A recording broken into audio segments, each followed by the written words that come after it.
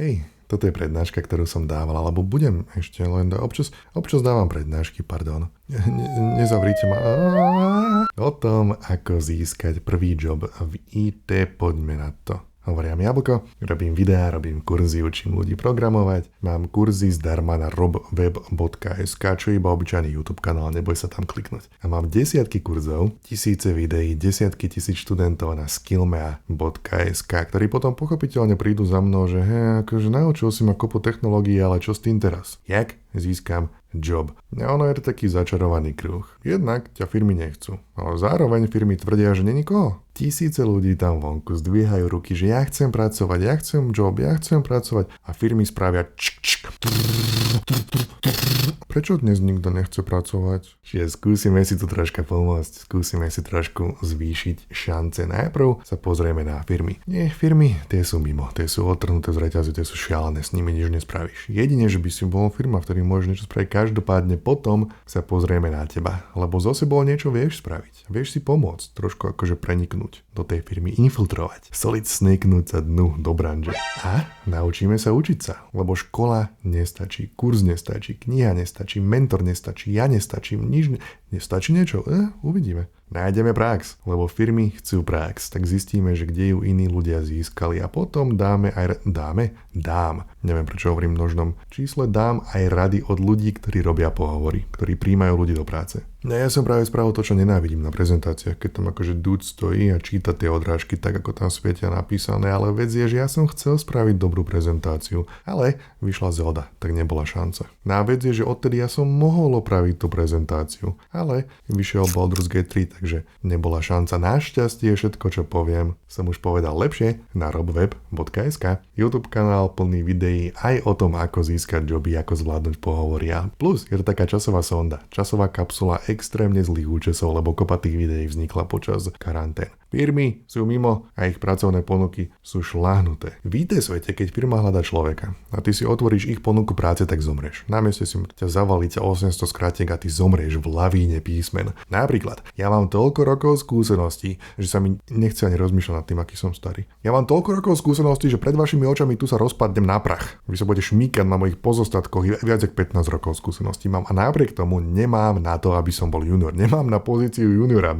Ak mám veriť tomu, čo firmy píšu v pracovných ponukách, tak neviem väčšinu z tých vecí a čo je vtipné, ani ich samotní zamestnanci to nevedia. Samozrejme, ako so všetkým existujú výnimky, hej. Ak ty máš dobrú firmu, na ktorú neplatia tie veci, ktoré hovorím, tak super, gratulujem, ale nemusíme sa rozprávať o výnimkách. Každopádne je veľa dôvodov, prečo to takto dopadne. Napríklad vo firme prídu za tým najväčším borcom a povedia, že hej, hľadáme ti kolegu, čo by si od neho chcel? A on spíše taký vlhký sen. Zoznam dokonale nakalibrovaných skrátiek, že pán Boh z nebies by radšej skočil z mosta, radšej ako by sa to mal učiť. Alebo človek príde do firmy, začne ako junior a nikdy si nevypýta povýšenie. Tá firma mu nikdy neponúkne povýšenie. A on tam pracuje 5-6 rokov, zbiera skúsenosti, potom odíde. No a teraz firma hľadá náhradu. A oficiálne tento človek bol v tabulkách vedený ako junior. Aj keď už má skúsenosti seniora, firma ho chce nahradiť jednak jednej, čiže hľadá juniora, ale so skillmi seniora. A za cenu juniora. Prečo by to uchádzač spravil? No to je dobrá vec. Človek našiel ponuku práce, ktorá žiada 4 roky skúsenosti z Fast API a hovorí, že mám celkom problém, lebo Fast API som vymyslel iba pred 2 rokmi. Fun times, čiže ignoruj požiadavky. Tie sú často taký HP Lovecraftovský horor. Ak sa ho budeš snažiť pochopiť ľudským mozgom, zošalieš, ani sa nepokúšaj. Ak sa tebe nejaká firma páči, napíš im, aj keby nevieš polovicu z toho, čo žiadajú. Ak sa tebe firma páči, napíš im, zavolaj im, kontaktuj ich, aj keby nemajú žiadnu ponuku vystavenú, k tomu sa ešte dopracujem. Na v rámci takého vnútorného ukludnenia plávaš v moriach chaosu, takže obrň sa voči tomu trošku. Ak teba firma odmietne, ale dá ti feedback, to je super. Ak ten feedback je použiteľný, to je najlepšia vec na svete. Ale ak ťa firma iba odmietne, tak nehľadaj v tom príliš poriadok. Ako HP Lovecraft, zošališ. Si v nefér systéme, si v iracionálnom, často náhodnom svete, kde veci ak žiadajú od teba nezmysel a ty ho nesplníš, tak sa necíť zle, že si nesplnila nesplniteľné. priateľné. Jo? Že nebere si tie zlyhania a odmietnutia príliš osobne, ak je to možné, lebo tá chyba často nie je v tebe. Také malé brnenie maj na sebe. Toto boli také všeobecné rady. Teraz prejdeme na konkrétne rady. Ako si pomôcť? Čo môžeš s týmto spraviť? V prvom rade junior.guru je najlepšia príručka o hľadaní práce na internete. Prečítaj si ju. A nehovorím to iba preto, že jej tvorca ma pravdepodobne teraz počúva, Honza Javorek. Hovorím to aj preto, ale nehovorím to iba preto.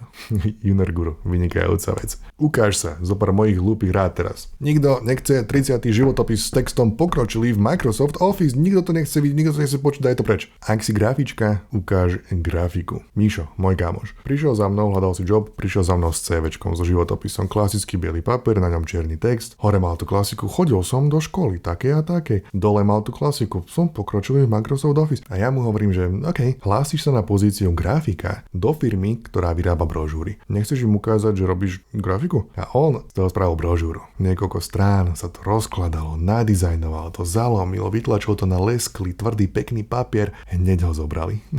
Ten šéf má na stole 20 rovnakých papierov, hej? A potom tam má jeden, ktorý vytrča von, a je to divný papier, a je to farebné, je to iný rozmer, čo to je, hneď ho to zaujalo. Keď si to predstavím, jak žena, keď otvorí Tinder, hej, a má tam 30 identických chlapov za sebou. Fitko, hodinky, auto, ryba. Fitko, hodinky, auto, ryba. Fitko, hodinky, auto. Už chrápe medzi tým a prst jej tak samovolne jej svajpuje doľava. Fitko, hodinky. Čo keby? A nerob toto, hej? Ale čo keby? Ale nerob toto. Čo keby zrazu príde fotka a otvorí si nejaký až... Nerob toto. Ale čo keby? To je jediné, čo hovorím. Možno sa aspoň zobudí na chvíľu.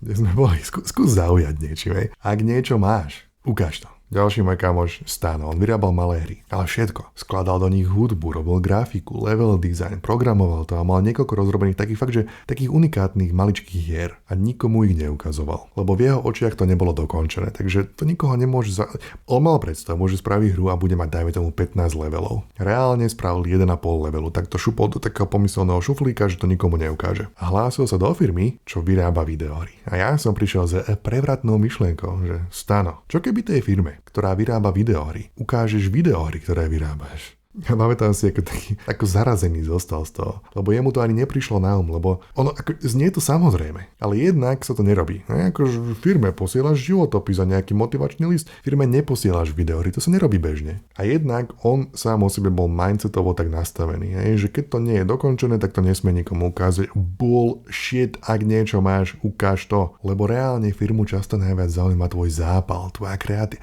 Ako on ukázal kreativitu v asi 6 rôznych odvetviach. Keby ja mám firmu, ktorá robí bars aj webdev. Ukáž mi, že robíš hry. Máš plusové body hneď.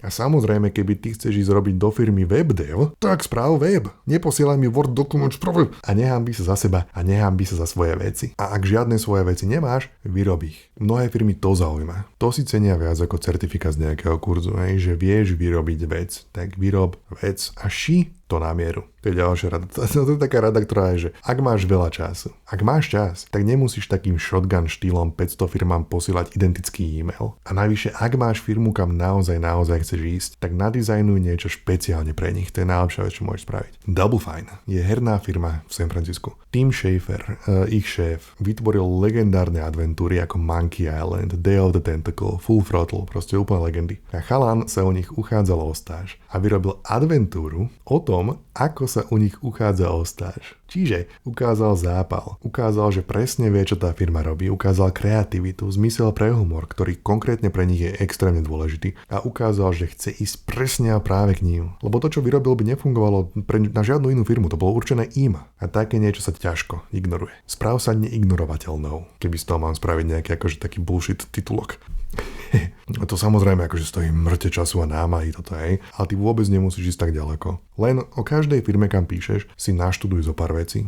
Zo pár takých základných vecí a vypichni ich. Že dobrý deň, dôvod, prečo kontaktujem práve vás je, že aby bolo jasné, že neposielaš to isté tisícom mechanicky chladne. No, lebo ak ty firmu neberieš ako ľudí, ak pre teba tá firma je iba taká prázdna schránka pre tvoj e-mail, tak ani oni teba nebudú brať ako človeka. Budeš pre nich iba taký prázdny odosielací skript na e-maily. Čiže naštuduj si tie firmy, ideálne vyrob niečo iba pre nich, niečo, čo ukáže, že vieš robiť tú vec, o ktorej job sa uchádzaš, to ti môže pomôcť. Ďalšia vec, že ozvi sa, aj keby nemajú vyvesenú ponuku. To platí, keď máš znova takú firmu, do ktorej sa zamiluješ. Hlavne také tie menšie firmy sú často zavalené, že robia 150 vecí denne, akým ich dokončia, pribudne 300 ďalších a niekde tam na tom to-do liste majú v zozname, že vyvesiť ponuku práce pre juniora, ale stále sa im to odsúva dole, lebo prichádzajú na vec. Ale čo keby sa nejaká mega šikovná zapálená slečna ozve do toho celého. Možno sú tomu otvorení, len nemali čas vyvesiť ponuku. No a hlavne, keď už niečo napíšeš, tak nepíš prázdne e-maily. Nepíš e-mail, v ktorom doslova bude iba, že dobrý deň, môžem vám dať otázku, môžem sa niečo spýtať? Hneď sa potom spýtaj a hneď sa potom predaj. V tom istom e-maili, všetko v tom istom e-maili, prvom e-maili. Napíš niečo na štýl, že dobrý deň, môžem sa spýtať, nehľadáte náhodou juniora alebo stážistu, lebo neskutočne by som si vážil pracovať u vás, tu je zo pár vecí, ktoré som ja spravil, bum a ja viem, že vy robíte X a ja robím Y a keď to skombinujeme, môžeme vytvoriť J alebo Q alebo iné písmeno a môžeme sa chytiť za ruky a na lúke budeme skákať krajším zajtražkom. Som si možno trošku uletel, ale toto hovorím. Keď niekomu chceš dať otázku, hneď daj tú otázku. V rámci slušnosti napíš, dobrý deň, môžem sa spýtať, ale hneď sa spýtaj. Keď máme firmu, ktorá je zavalená a nemá čas, tak nemá čas na taký ten prázdny verbálny tanec. Ty sa spýtaš, mohol by som sa niečo spýtať? Oni sa spýtajú, dobrý deň, čo by ste sa chceli spýtať? No, chcel by som sa spýtať, či máte náhodou otvorené nejaké pozície. No, nemáme.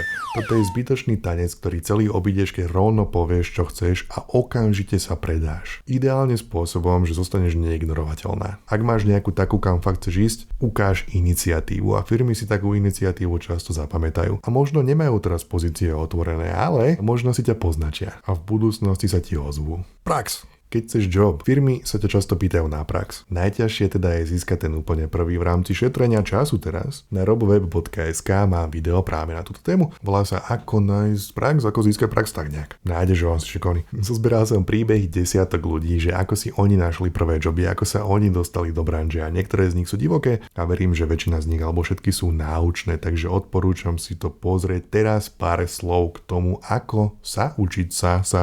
Toto opakujem dokola. Ak sa chceš niečo naučiť, musíš to robiť. To platí so všetkým. Ja učím hlavne programovať, písať kód. A to je zručnosť ako každá iná, aj keď sa to tak nemusí zdať. V každom prípade. Ty môžeš pozerať 10 000 hodín videotutoriálov od najlepšieho učiteľa krásokorčulovania planéty a ten tutoriál môže byť doslova dokonalý. Ale v momente, keď prvýkrát vstúpiš na ľad, rozmlátiš si papulu. Potom vstúpiš znova, rozmlátiš si ju menej. Potom vstúpiš znova, a zrazu korčuluješ.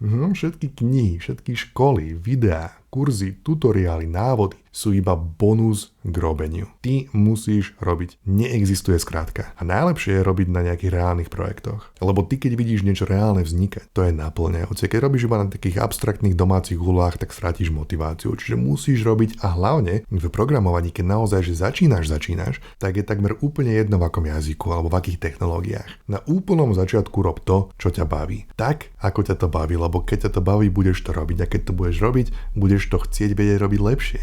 A vtedy sa reálne niečo naučíš. A všetko, čo sa naučíš, ti pomôže naučiť sa čokoľvek ďalšie. Čiže nerieš príliš, že v čom začať, to je jedno, zober si to, čo sa ti páči, rob. Dosť mojich kidov, čo je toto? To sú ďalšie moje kidy. roboweb.sk, dosť mojich kidov, teraz kidy, respektíve teraz spomínané rady od experta, od človeka, ktorý robí pohovory, ktorého robota je príjmať ľudí do firmy. On hovorí, že ochota učiť sa a zápal sú absolútne kľúčové. Že v životopise ti Excel a Word v skilloch nepomôžu. Hovorí, aby si neposielal .doc súbor, že pošli to aspoň ako PDF-ko. Aspoň si to ulož vo Worde ako PDF. Ak sa hlásiš na web pozíciu, pošli životopis ako web. Nepoužívaj tú istú šablónu ako na strednej. Web s referenciami je lepší ako súbor. Znova, správ web, nech si iba v e-maili môžu kliknúť a pozrieť si tvoje veci o tebe. Nemusia to tlačiť, nemusia zabíjať strom. Napíš životopis spoločnosti na mieru. Že stačí aj prvých pár viet, nech je o tej konkrétnej firme. Píš iba veci relevantné k jobu, nie je to, že si bol klávesak v kapele.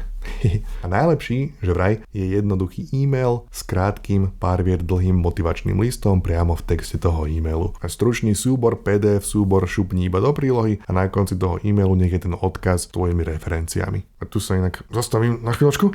Ja som spomínal Míša, ktorý nadizajnoval tú brožúru. Posledné 2 strany spravil taký, že kontroverzný choice, že tam vymenoval svoje obľúbené filmy, knihy a hry. Ten expert tvrdí, že nerob to. Nehovor, že si bol Klaus v kapele, nie je to relevantné, ale čo sa stalo Míšovi, je, že okamžite na pohovore sa so šéfom dali do reči. A celý čas a vlastne aj celé to zamestnanie sa potom rozprávali o filmoch. Čiže Míšovi to pomohlo. A to je to, čo som hovoril, že nehanbí sa za seba. Lebo možno nechcú také tie divnosti o tebe vedieť. Ale zároveň, ako všetci sme iba ľudia. My sme ľudia, tí ľudia, ktorí ťa príjmajú do práce, sme iba ľudia a možno práve tvoja divnosť ich zaujme. A najvyššie všetci za chvíľku zomrieme, akože dokedy sa budeme hrať divadlo a pretvarovať sa. Keď si divný, tak ukáže si divný. No že keď sa ti nedarí s klasickými životopismi, tak správ nejakú hovadinu. No a čo? Keď si otvoríš môj LinkedIn, tak na fotke sedím v trenkách na záchode. No a čo? Ok, naspäť od môjho výlevu tuto expertovi, ktorý hovorí. My dávame vo firme juniorom šancu bežne. Dôležité je, či vedia rozmýšľať, či sa vedia učiť a či vedia používať Google bez srandy. Mnohokrát šikovný junior s motiváciou, chuťou učiť sa a logickým myslením dokáže za 2 roky s dobrým vedením urobiť veľké pokroky. Jasné, že čas od času aj my hľadáme hotového človeka, ale niet nad šikovného juniora. Čiže ukáž, že ťa to baví, ukáž zápal, ukáž ochotu učiť sa znova. RobWeb.sk, kopa videí plná takýchto rád, mám aj podcast Moderná firma, kde sa bavím so CEO technologickej firmy, kde dávame ďalšie rady. Ešte zo pár ďalších rád od experta ohľadom životopisov konkrétne. Tvrdí toto, že pozor na gramatiku a na šablónu. Na životopise si musíš dať záležať. Ak si to odflákol, ukazuje to nedôslednosť. Ak ty si nedáš námahu to písať, prečo si my máme dať námahu to čítať?